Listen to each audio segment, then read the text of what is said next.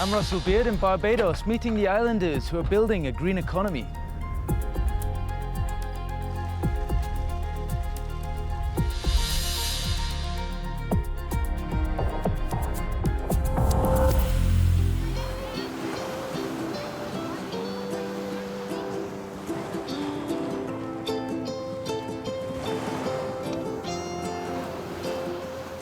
Barbados is one of 52 small island developing states recognized by the UN as being particularly vulnerable to the effects of climate change. And with limited land and resources, they're heavily dependent on imports, leaving them highly exposed to rising food and fuel prices. I'm Russell Beard in Barbados to meet the people kickstarting a green economy to secure a more sustainable future for the island's inhabitants. As one of the countries most at risk from rising sea levels and extreme weather, Barbados has pledged to lead by example in tackling climate change, while also boosting its economy.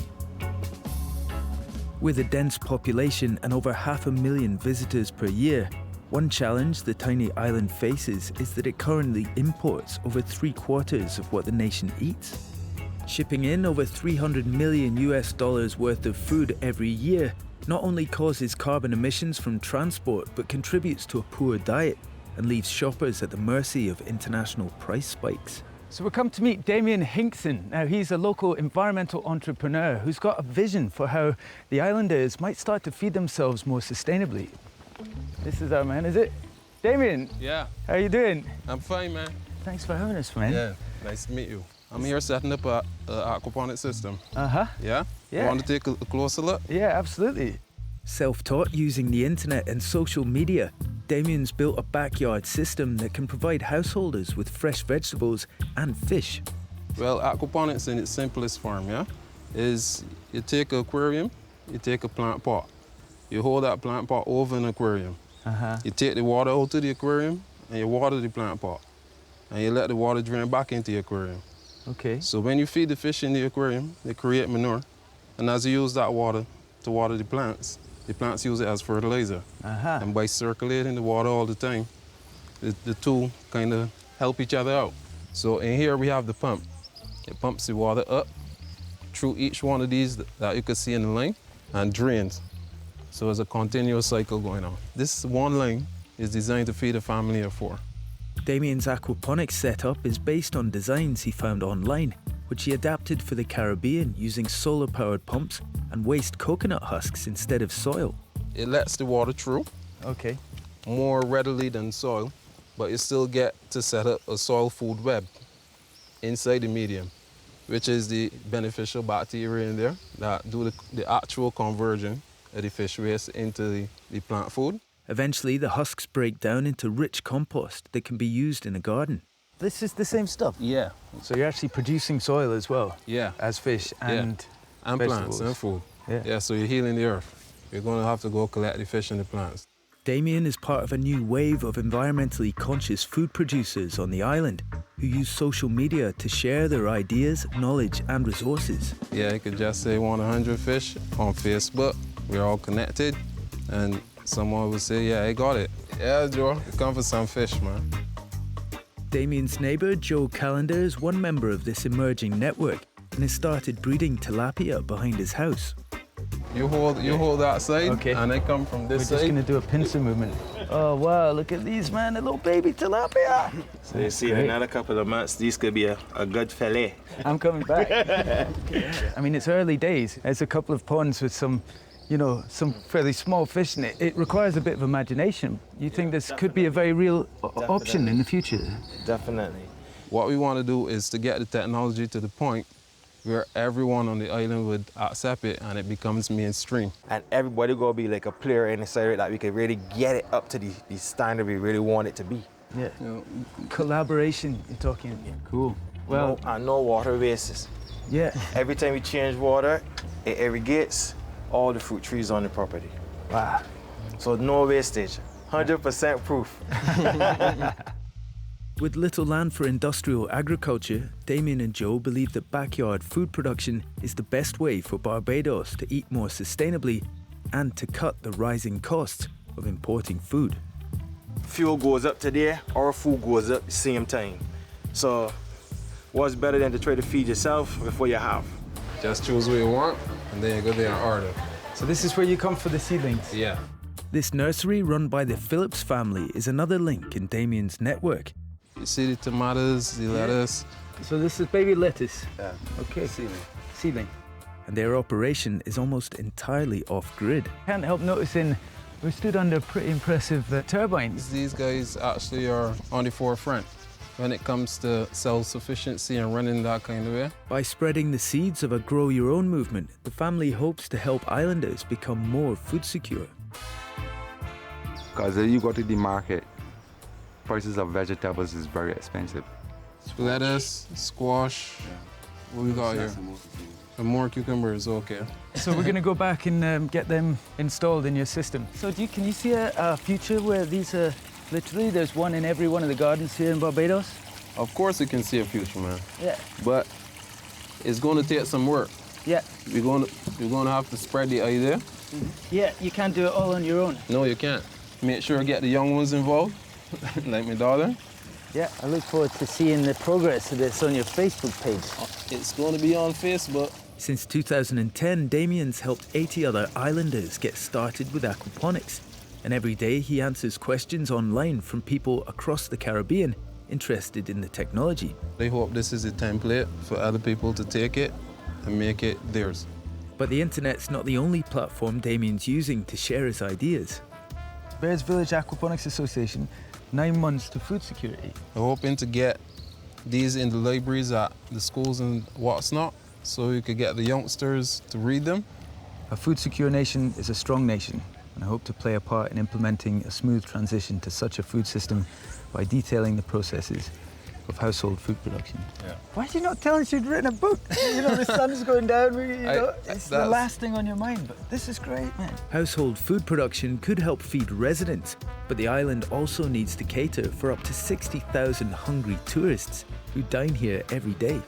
And we've come across town to meet KRISTINA Adams. Now, she's another entrepreneur here on the island, and she's hoping to take fish farming to a commercial level. KRISTINA studied aquaculture in Canada before returning to set up the island's first commercial fish farm. Everybody comes to the Caribbean, the first thing that they want to order is fish. They just ironically don't know that the majority of it is not from the Caribbean, it's actually been imported. For me to actually make a difference in terms of the food import bill, I don't need to produce 100 fish. I need to be producing thousands of fish. So what's the capacity for one of these? The maximum capacity for that would be about 4,000 fish. 4,000? Yeah. Built from modified swimming pools, KRISTINA's farm supplies up to 450 kilograms of tilapia to the island's restaurants every month, and she aims to double her production every 6 months while using minimal resources. Thinking about the story here in Barbados, in relative terms with the small island developing states, they're all facing the same challenges to limited space. Limited space. How do you fit into all of that? Well, this is a perfect model for that because I'm trying to promote farming where instead of the old traditional farming, which would have been huge ponds, huge land, huge water usage, we're doing a compact farm, small land, very efficient water usage. KRISTINA also plans to improve her efficiency by installing solar panels and harvesting rainwater, but she didn't set out to be an environmentalist. I liked the idea of being a farmer.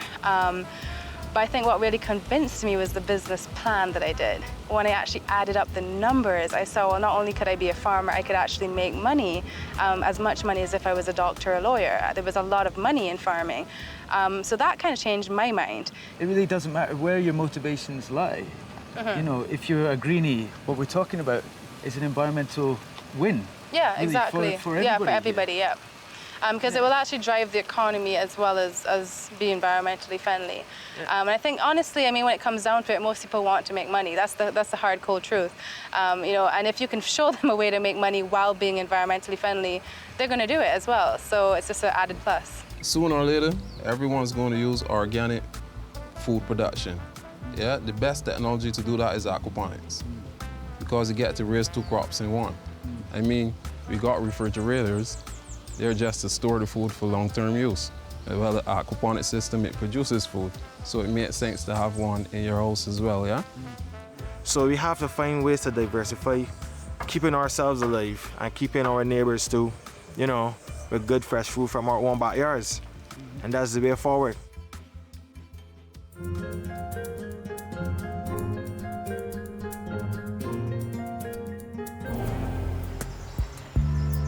Barbados generates the vast majority of its electricity by burning imported oil, which is inefficient and highly polluting, and means islanders pay around 3 times as much as their American neighbours for power. One of the island's original environmental entrepreneurs has been helping residents cut carbon emissions and save money since the 1970s. So this is the headquarters of Solar Dynamics, and we've come to meet James Husbands, who's seen by many people on the island as really the father of the solar thermal movement. Now he's at the helm of a successful industry that's harnessing one of the Caribbean's most abundant natural resources. Welcome to Solar Dynamics. Thanks for having us. This gives you some idea of the work we've done. Okay. We started back in 1974, a simple and expensive solar hot water system using an old oil drum. Over the past 40 years, James has worked to make solar-powered water heaters mainstream. Each model was an improvement on the previous one. It's very small. This is a scale model. This would like you're not gonna get too much more this would be, yeah. no. Whereas this is 18 inches, it normally would be 5 feet. This simple system warms water using just the heat of the sun, reducing dependence on power-hungry electric heaters. Radiation comes in and is absorbed by the black-bodied copper material. By conduction, that heat is absorbed, and by convection, that heated water rises and goes to the storage tank. But the key thing is that someone's going to be able to wake up in the morning and have a hot shower. Absolutely. Barbados is the 4th leading nation in the world in the penetration of solar water heaters. So it's only Greece. Thank you very much. That's pretty impressive. 4th in the world. 4th in the world. We are only beaten by Greece, Cyprus, and Israel. And those have been in this industry years before us. As the popularity of solar water heaters has increased, with the help of generous government tax breaks, several other firms have emerged to supply this growing market.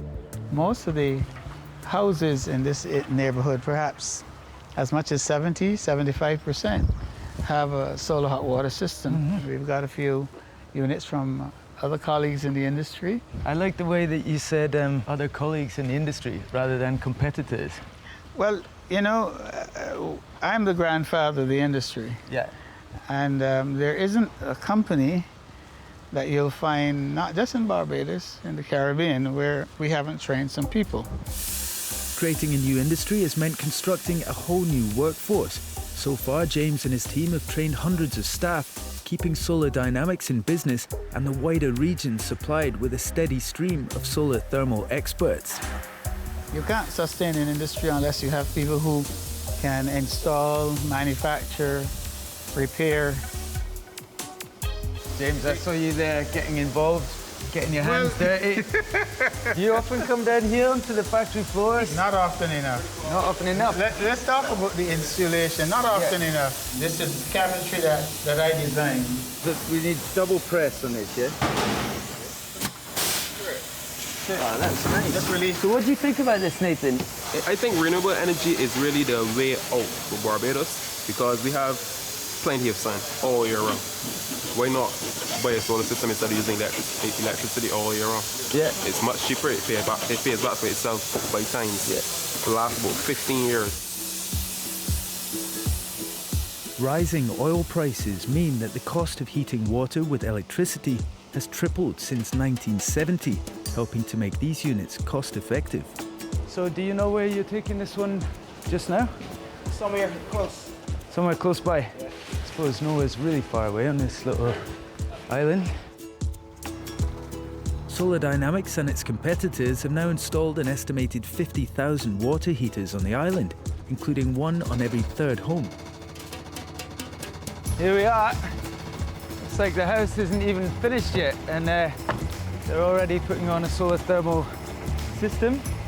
It's all great if you can get it up onto the roof. And at the moment, all I'm seeing is one ladder, one kind of steep roof, and some rope. These units can pay for themselves in under 2 years, leaving householders with free hot water that doesn't cost the earth. Energy savings from all the island's solar water heaters put together are the equivalent to reducing oil imports by 185,000 barrels a year. And so James was saying most of the other companies have trained up staff. They come through Solar Dynamics. They come through Solar Dynamics, so they get the training here, like the apprenticeship. Some start at the companies. Really? I would like to do that in the future, yeah? Yeah. Back home in my home, in Jamaica, in my country where I'm from. I see, right, no way. Yeah, I would like to. Yeah. Is there anything really like this in Jamaica? When I was there, it wasn't. I can go out with the idea and start something. Yeah. With the right political support, the combination of a growing skill base and ample sunshine could mean a bright future for the solar thermal industry throughout the Caribbean. I would like to be a part of it. Save the environment.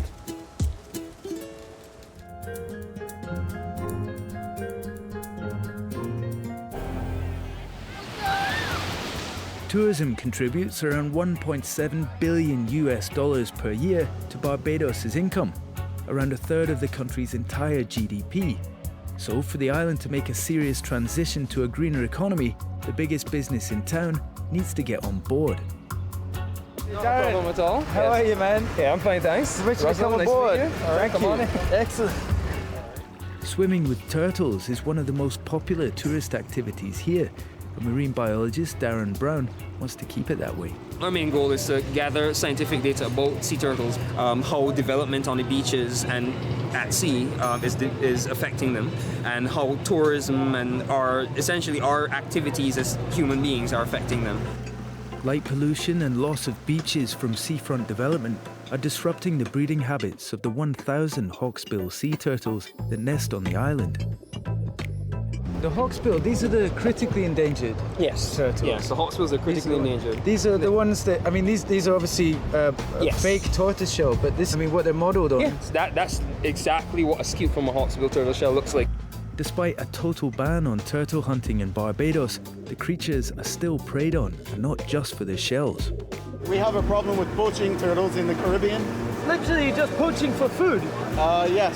The problem is the turtle meat is actually toxic to humans, and people still go and they poach the turtles and they eat the meat. As well as going on nightly anti-poaching patrols, the Barbados Sea Turtle Project helps hotels reduce their impact on turtle nesting grounds. But today they're investigating a growing problem that's a direct result of tourism. We're going to be comparing turtles at sites where they're being fed to those at sites where they're not being fed.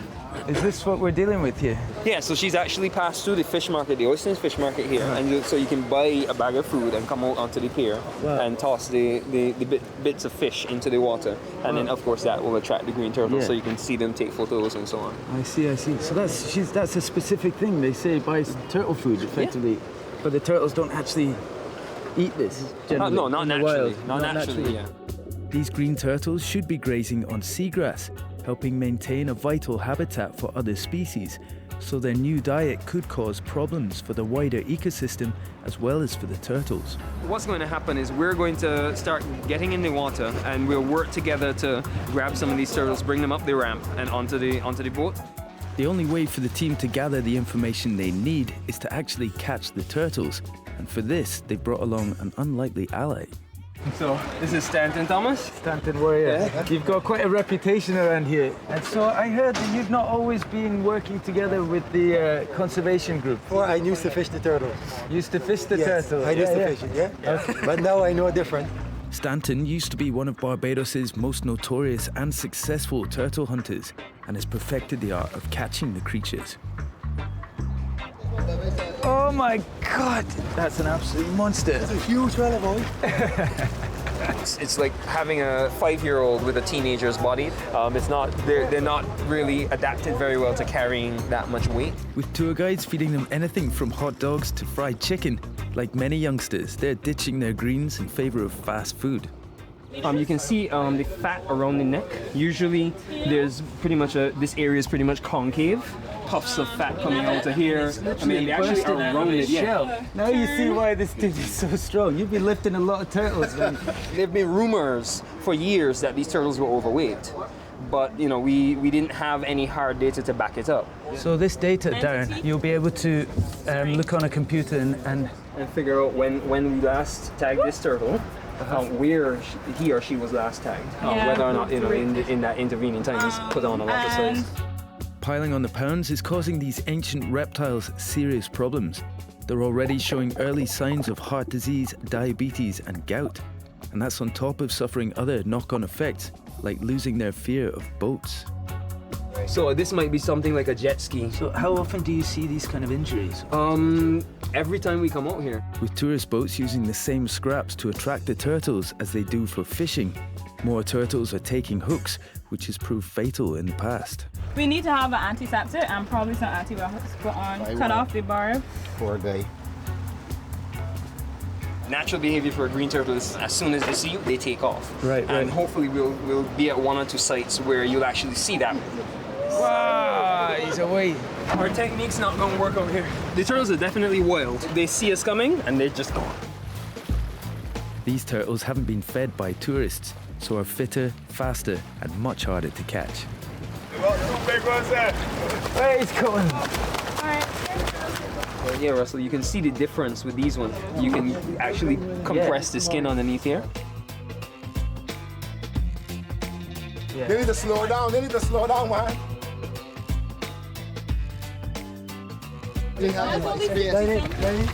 It's only? What are we talking about? They did a job, yeah? It's pretty crazy when you first started going in. Yeah. They were coming in. Yeah, just turtle after turtle after, yeah. So what's going to happen to all that data that you collected there? We're going to record that, of course, and we're going to share that with the government of Barbados. And so the idea is that with that data, we'll have an argument for better management of the tourism activity of swimming, snorkeling with turtles. But to properly protect these creatures, Darren and the team will need to influence government policy, not just in Barbados, but across the region, as elsewhere endangered turtles can still be legally killed. You could find yourself in a situation where you're working hard to conserve the species here, collect the data, and you're tagging them. Yes. And if they swim a few miles to a neighboring island, they could be at risk from being hunted. In the Caribbean, we share our turtles. So a turtle that nests on Barbados may feed off the coast of St. Lucia, and in St. Lucia there's a 6-month open season. Thanks to conservation efforts, Barbados has one of the Caribbean's largest populations of sea turtles. And by cooperating with other islands, the team hope to help keep them safe once they leave. So what we're going to do is we've got about 3 or 4 turtles that we still haven't caught yet. So we're going to get into the water. We're going to follow Stanton's lead. So if he needs help, we'll go in and we'll work together with him to get it back to the boat. Okay. All right? Man overboard!